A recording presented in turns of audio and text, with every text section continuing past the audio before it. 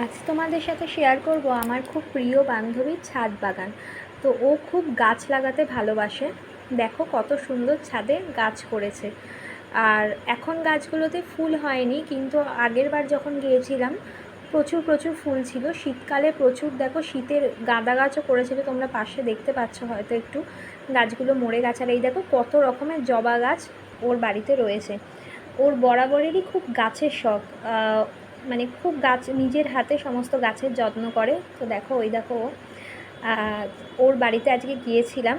আর দেখো আরেকটা তোমাদেরকে দেখাই, দেখো বিকালের পড়ন্ত বেলায় শালিক পাখি কী সুন্দর স্নান করে এসে গা ঝাড়ছে। দেখো কত সুন্দর লাগছে দেখতে দৃশ্যটা।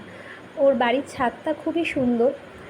আর আমি যখনই যাই, মানে আমি কলকাতায় এলেই ওর সাথে আমি দেখা করি। আমরা দুজন স্কুল ফ্রেন্ড ছিলাম, তারপর একসাথে কলেজেও পড়েছি। তোমরা সবাই জানিও ওর বাগান কেমন লাগলো।